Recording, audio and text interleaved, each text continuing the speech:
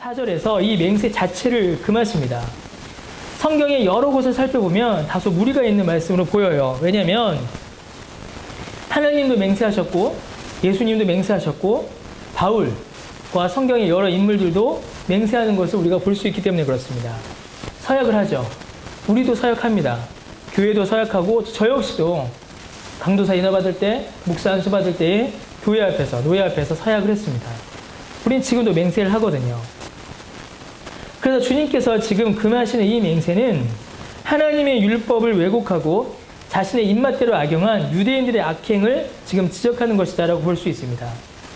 좀 더 정확히 이야기하면 사람의 한계, 사람의 연약함, 사람의 죄성을 드러내는 율법의 참된 의미를 부정한 채로 그저 자신의 이익을 위해서, 자신의 만족을 위해서 행하는 그 맹세의 잘못을 주님께서는 지금 지적하고 계신 것입니다.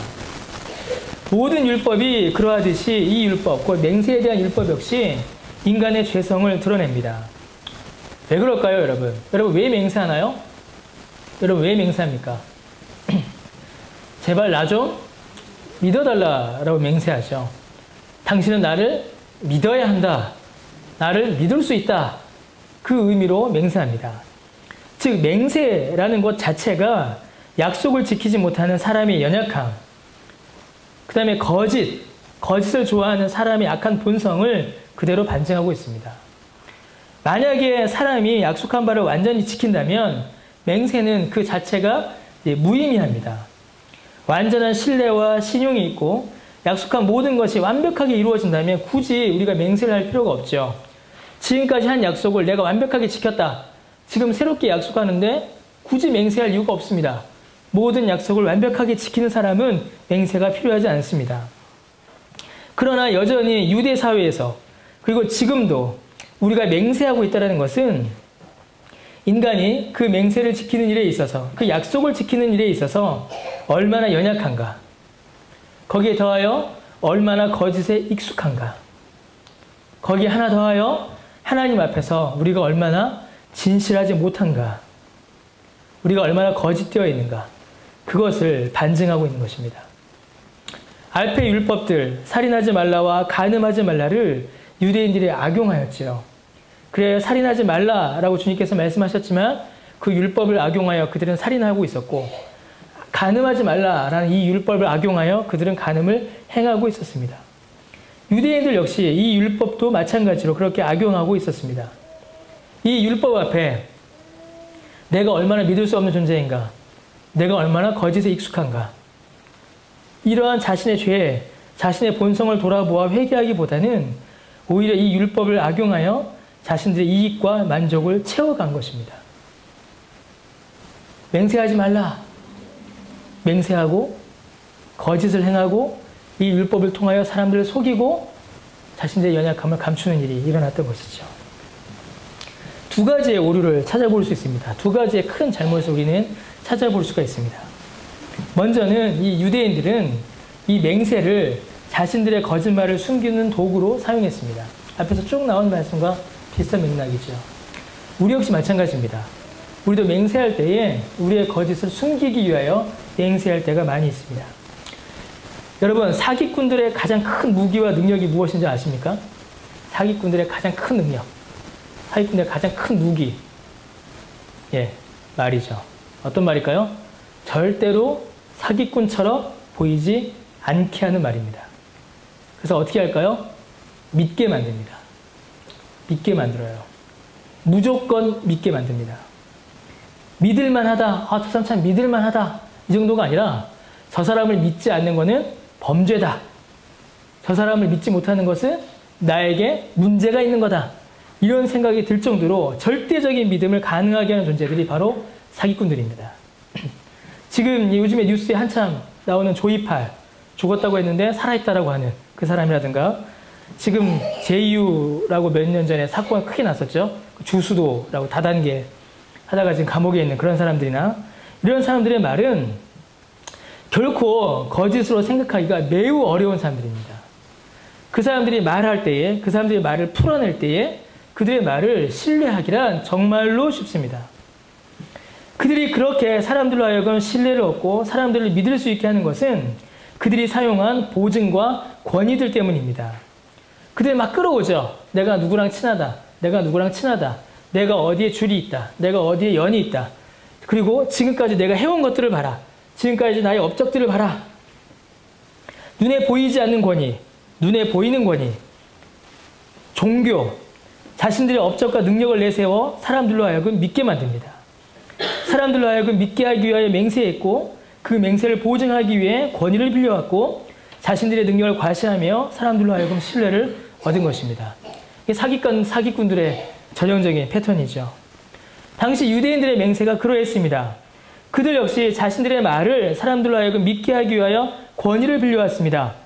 눈에 보이지 않으나 막강한 권위, 곧 하늘, 하나님의 권위를 빌려왔고 눈에 보이는 권위, 곧 땅에 있는 권력의 권위를 빌려왔고 또 뭘 가져왔을까요? 종교의 권위, 예루살렘 성전을 빌려왔고 또 자신들의 행실과 능력, 경건을 내세워서 사람들로 하여금 믿게 만들었습니다. 내가 하나님을 잘 믿는 사람이야. 내가 아브라함의 후손이지. 나는 이 땅의 권력자들과 친해.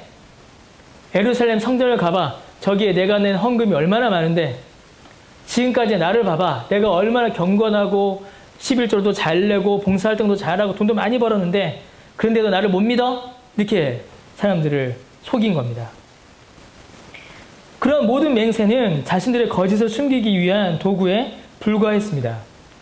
자신에게는 없는 진실성, 자신은 보장할 수 없는 그 진실을 다른 사람에게 빌려와 사람들로 하여금 믿게 하고 결국 자신의 거짓을 숨겨버린 것입니다. 그래서 어떤 일이 벌어질까요, 여러분? 거짓이 크면 클수록 맹세 역시 더욱더 커집니다. 숨기고자 하는 거짓이 크면 클수록 빌려오는 권위도 점점 더 커집니다. 사람을 속이기 위하여, 자신의 거짓을 숨기기 위하여 맹세한다는 것이죠. 여기서 사람의 맹세와 하나님의 맹세의 차이가 나타납니다. 사람의 맹세는 자신의 거짓을 숨기거나 자신에게 부족한 신뢰와 신실함을 채우기 위해 맹세하고 권위를 빌려옵니다. 그러나 하나님의 맹세는 다르죠. 하나님이 거짓말을 하실 위험이 있거나 믿을 만하지 않아서가 아니라 오히려 그 약속을 받은 우리로 하여금 믿음 안에서 불안해하지 않게 하기 위하여 하나님께서는 우리에게 맹세하십니다. 그래서 어떻게 돼요? 사람의 맹세와 같이 언제 깨어질까? 과연 이루어질 수 있을까? 라는 그런 불안이 늘 따라오지 않습니다. 사람이 강하게 맹세하면 맹세할수록 우리 마음 한켠에서는 불안이 점점 더 커지는 게 당연합니다. 그러나 하나님의 맹세, 하나님의 약속은 신실하신 하나님의 약속이니 절대 깨어지지 않을 것이다. 반드시 이루어 주실 것이다. 라는 그 확신과 평안을 우리에게 주십니다. 이것을 위하여 하나님께서는 우리에게 약속하시는 것이죠. 여러분, 완전한 진리, 거짓 없는 진리, 참된 진리는 오직 하나님에게 밖에는 없습니다. 하나님의 말씀, 하나님의 약속 외에는 그 어떤 것도 그 참됨을 완전히 보증하거나 신뢰할 수가 없습니다. 인간의 거짓됨이 뚜렷해질수록 하나님의 진리 되심만이 분명하게 드러나는 것입니다. 사람의 말은 완전한 신뢰가 불가능하여 거짓이 늘 있어서 그것을 숨기고 속이기 위하여 맹세하고 권위를 빌려오고 덮어가지만 하나님의 말씀은 어떤 권위를 빌려오지 않아도 어떤 맹세를 하지 않아도 그 자체로 우리가 신뢰할 만한 유일한 말씀인 것입니다. 인간의 거짓된 본성이 드러날수록 하나님의 진리가 분명히 드러나게 되는 것이죠. 유대인들의 맹세에서 나타난 두 번째 잘못이 있었습니다. 첫 번째 잘못, 자신의 거짓, 자신의 그 신뢰 없음을 덮기 위하여 맹세했다라는 것이 좀 의도된 것이었다면 두 번째 오류는 의도된 것일 수도 있고 의도되지 않은 것일 수도 있는 잘못입니다. 무엇이냐면 유대인들은 맹세하면서 우리도 마찬가지예요. 맹세하면서 모든 환경과 상황을 우리가 통제할 수 있고 조절할 수 있을 것이다 라고 착각합니다. 우리가 많이 빠져있는 오류이고 실수이시죠. 당장 내일 일도 혹은 당장 1시간 후에도 어떤 일이 이루어질지 우리는 모릅니다. 내일의 약속을 지킬 수 있다 라고 우리가 어떻게 확신할 수 있을까요?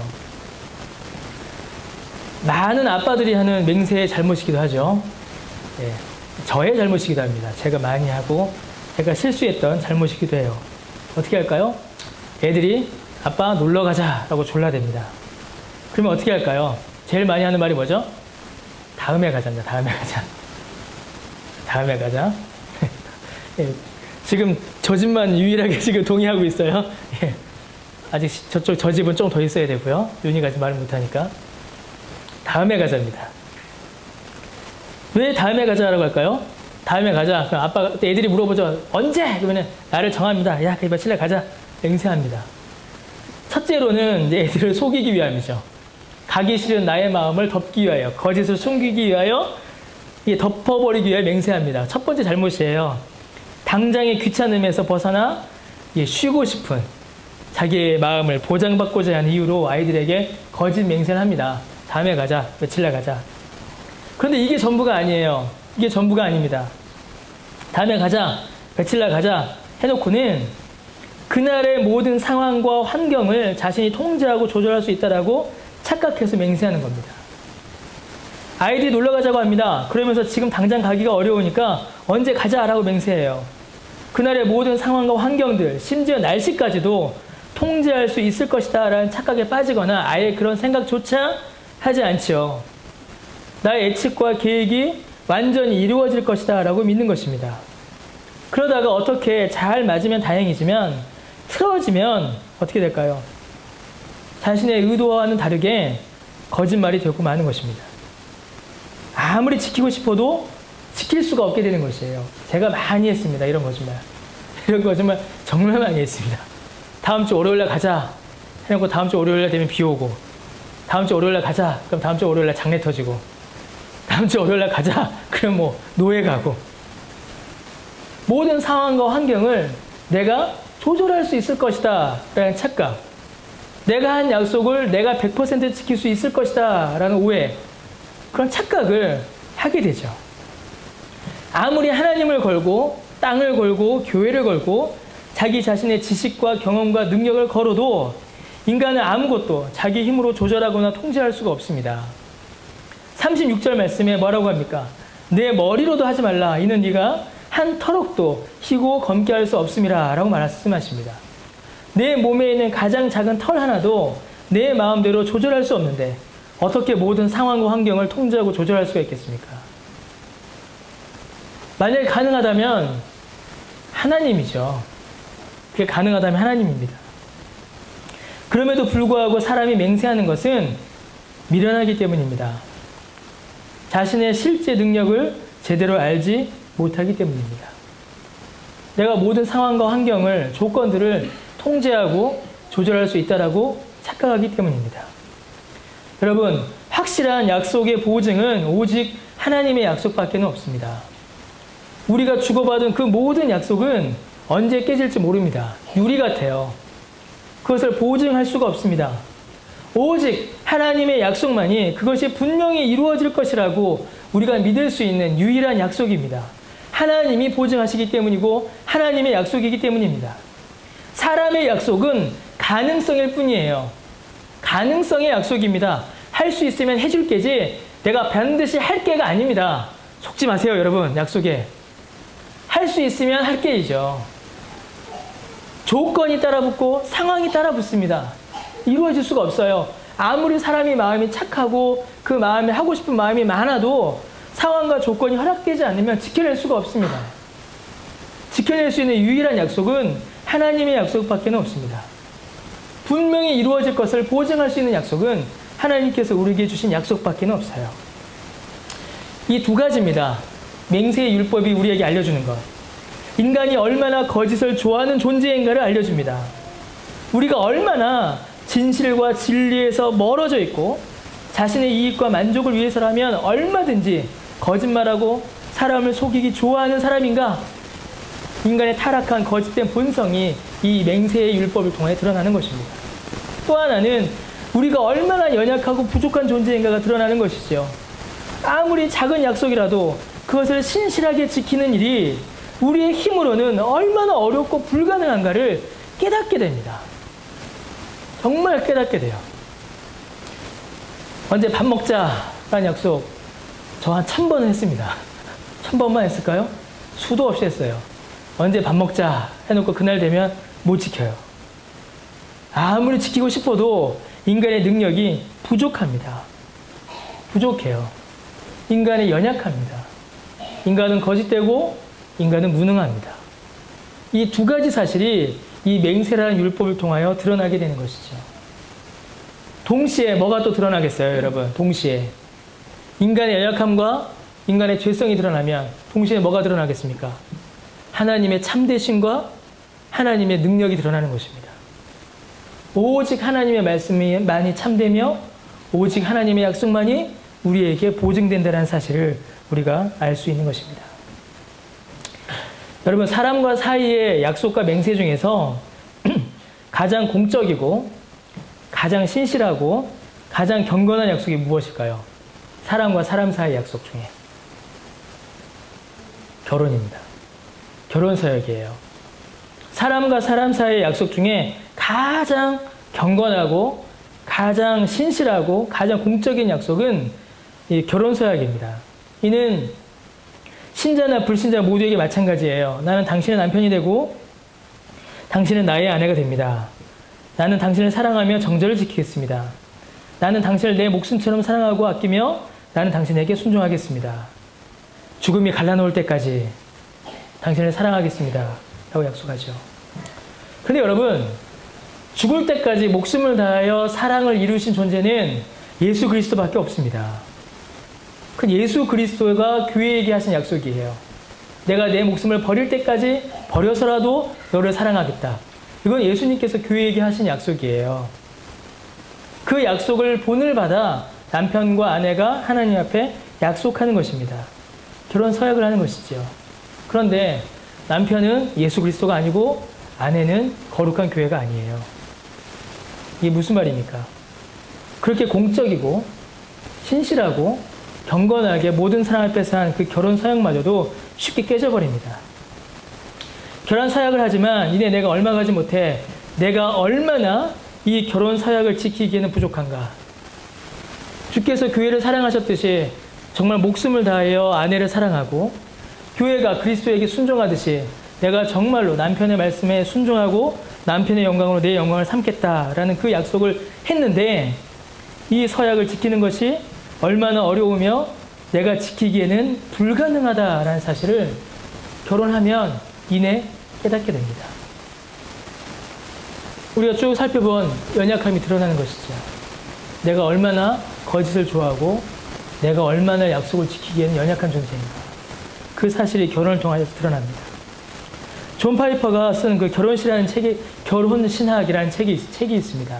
이제 결혼학교 지금 하고 있는데 결혼 생활을 유지하는 것은 그 책에 보면 사랑이 아니라 언약이다라고 설명합니다. 결혼 생활을 유지하는 것은 사랑이 아니라 언약이다라고 기록되어 있어요. 맞는 말입니다. 그런데 그 언약 역시, 그 서약 역시 사람의 힘으로 지키는 것은 불가능하다라는 것이 너무나도 분명하게 드러납니다. 결혼하면 결혼 전에는 예쁜 것만 보이죠. 좋은 것만 보이다가 결혼 딱 하면 그때부터 이제 미운 게 하나씩 보여요. 이런 사람이었어? 이런 사람이었어? 드러나게 되죠. 그럼 여러분, 무엇이 결혼을 유지하게 할까요? 무엇이 결혼 서약을 가능하게 할까요? 사람을 속이기 좋아하는 우리의 거짓된 본성과 맹세하고 약속하였지만 그것을 지키기에 너무나도 부족하고 모자란 우리의 실력과 능력을 극복할 수 있는 방법이 과연 무엇이겠습니까? 하나님의 도우심의 은혜밖에 없습니다. 하나님께서 도와주지 않으시면 그 어떤 서약도 그 어떤 맹세도 우리는 지켜낼 수 없습니다. 기도하지 않으면 어떤 약속도 지켜지지 않습니다. 결혼 서약이 그렇습니다. 하나님이 도와주지 않으시면 사람의 욕심과 죄성은 결혼을 유지하기보다는 결혼을 깨기를 좋아합니다. 결혼을 통하여서 하나님의 영광과 교회의 거룩함과 그리스도의 사랑이 드러나야 하는데 이게 하나님께서 맨 처음 결혼을 두신 목적인데 그것보다는 내 만족과 내 욕심과 내 즐거움을 채우는 일에 결혼을 이용하려고 합니다. 사람은 그렇게 가게 되어 있어요. 결혼 서약을 하였으나 맹세를 하였으나 그것을 지키지 못한다는 것입니다. 하나님이 도와주지 않으시면 그 어떤 약속도, 그 어떤 맹세도 우리 안에서 지켜줄 수 없습니다. 모든 맹세가, 모든 약속이 그렇습니다. 그러므로 우리에게 필요한 게 뭘까요? 그러므로 우리에게 필요한 것은 첫째로는 우리의 거짓된 본성과 연약하고 무능한 그 무능력을 주님 앞에 인정하는 것입니다. 내가 할 수 있는 말은 예, 맞습니다. 아니요, 아닙니다. 이거 두 개밖에 없다는 것을 인정해야 합니다. 오늘도 사람을 속이는 우리의 거짓, 상황을 내 뜻대로 조절할 수 있을 것이다.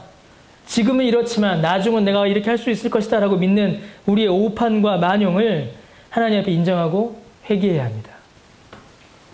또 하나 우리에게 필요한 것이 있습니다. 하나님의 은혜를 구해야 합니다. 하나님의 도우심을 간구해야 합니다.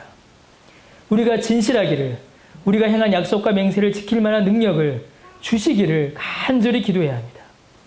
여러분, 우리는 연약하고 무능해서 또다시 거짓말을 하고 헛된 맹세를 반복하게 될 것입니다. 많은 약속과 많은 서약을 하게 되지만 또 무너뜨리고 또 거짓말하고 또 속이게 될 것입니다. 그러면 여러분, 또다시 반복되는 거짓말과 헛된 맹세를 여러분 그냥 두어야 할까요? 어쩔 수 없다. 어쩔 수 없어. 어쩔 수 없게 뭐가 어쩔 수 없습니까, 여러분? 어쩔 수 없이 거짓말을 할 수밖에 없는 우리의 형편을 그냥 두어야 할까요? 우리의 연약한 실체를 이렇게 인정하는 선에서 우리 나쁜 놈이지, 그래 우리 죄인이야, 어쩌겠어. 거기서 멈춰야 할까요, 여러분? 거기서 멈추는 게 뭘까요? 그게 바로 무율법주의입니다. 그게 이단이에요. 그 무율법주의입니다. 우리 죄인이지, 그래 우리 죄인이야, 우리 어쩌겠어. 아, 그래 어차피 또 우리는 또 범죄해. 에이, 또 죄 지었네. 거기서 멈추면 안 돼요. 그건 성경에서 가르치는 성도의 삶이 아닙니다. 성경은 그렇게 가르치지 않습니다. 성경은 우리에게 노력하라고 가르칩니다. 애쓰고 수고하라 라고 가르칩니다. 거짓을 말하지 않기 위하여 노력해야 하고 약속을 지키기 위해서 노력해야 합니다. 여러분, 주님의 말씀을 오해해서는 안 됩니다. 진리를 위한, 약속을 지키기 위한 노력과 수고가 불필요하다라고 주님께서 말씀하지 않으셨습니다. 주님의 말씀은 진리를 위한 노력과 수고, 약속과 맹세를 지키기 위한 노력과 수고가 만약에 주님의 도우심 없이 있다면 무의미하다라는 말씀입니다. 우리의 약속이, 우리의 맹세가, 진리를 위한 우리의 수고가, 우리의 노력이 의미 있기 위해서는, 그것이 참되기 위해서는 주님 안에 있어야 합니다. 주님의 도우심이 있어야 하고 주의 은혜가 있어야 하는 것입니다. 모든 약속과 모든 맹세와 모든 서약은 그래서 필연적으로 기도가 따라와야 합니다. 기도하지 않으면 못 이룹니다. 이룰 수가 없습니다. 우리 남편감 찾으시는 분들, 이미 남편 많이 찾았지만 남편감 찾으시는 분들, 기도하는 남편 찾으세요. 아내를 찾으시는 분들, 기도하는 여자를 찾으십시오. 주님의 도우심을 신실히 구하는 자를 주님 찾아야 됩니다. 주께서 도우지 않으시면 그 어떤 약속도 우리는 지킬 수가 없습니다. 교회도 마찬가지입니다. 우리 서로 사이도 마찬가지입니다. 우리가 이제 11월에 개척설 교회 설립 예배를 드릴 겁니다. 설립 예배는 결혼식과 같아요. 그래서 하나님 앞에 서약하는 겁니다. 주님의 신부로 우리 교회가 서겠습니다라고 서약하는 것이에요. 기도하지 않으면 그 서약 역시 지킬 수 없습니다. 주의 교회를 섬기겠습니다. 주의 교회를 사랑하겠습니다. 여러분 다 사인했잖아요. 여기 있는 분들 거의 다 했죠. 사인하고 거기 선서했죠. 13가지의 선서가 있어요. 거기에. 그 약속 여러분 지키고 계십니까? 지키세요? 우리 연약해서 다 못 지킵니다. 그럼 그 휴지 조각입니까? 아니죠. 기도하셔야 합니다. 하나님 지킬 수 있는 능력을 주십시오. 지킬 수 있도록 저를 도와주십시오. 그리고 그 마음을 하나님 앞에 정하셔야 합니다. 여러분, 우리에게는 진리를 말할 수 있는 실력이나 능력이 없습니다. 부족해요. 우리는 진리를 말하기보다는 나 자신을 높이고 나 자랑하는 일을 더 좋아합니다. 그래서 이것이 진리이다, 진리가 아니다라고 말하기보다는 그 진리를 사용하여 내가 어떻게 이익을 볼 것인가, 그 진리를 사용하여 어떻게 나의 만족을 채울 것인가를 먼저 고민합니다. 참과 거짓을 따지기보다는 이게 나에게 어떤 유익을 주는가를 먼저 따져요. 그래서 분명히 진리인데도 진리 아니다라고 말하고 진리가 아닌데 진리가 맞다라고 할 때도 있습니다. 그러나 주님께서 우리에게 말씀하시는 것, 우리가 말할 수 있는 것, 그리고 정말로 우리가 말해야 하는 것은 아까 말씀드렸던 것처럼 예, 아니요, 아니요입니다. 진리를 가리켜 진리라고 말하고 진리가 아닌 것을 가리켜 진리가 아니다라고 말하는 것입니다. 내가 할 수 있는 것은 할 수 있다라고 말하는 것이고 내가 할 수 없는 것은 할 수 없다라고 말하는 것입니다. 죄를 죄라고 말하는 것이고 선을 선이라고 말하는 것입니다. 여러분, 우리의 삶에서 이 말씀은 많은 적용을 줍니다. 헛된 맹세를 하지 마십시오. 할 수 있는 것은 할 수 있다, 할 수 없는 것은 할 수 없다라고 말씀하십시오. 이것이 주의 말씀에 비추어 진리다 라고 하면 예 라고 말씀하십시오. 이것이 주의 말씀에 비추어 진리가 아니다 그러면 아니요 라고 말씀하십시오. 순간의 위기를 넘어가기 위하여, 순간의 불편함을 벗어나기 위하여 자신조차도 신뢰할 수 없는 말들로 사람을 속이지 마십시오. 너무나도 분명히 드러난 성경의 진리를 왜곡하지 마십시오. 자신의 실력과 자신의 처지를 먼저 객관적으로 보시기 바랍니다. 진리의 말씀을 분별하여 말하듯 자신의 처지를 분별하여 말해야 합니다. 그리고 여러분, 주의 은혜를 구하십시오.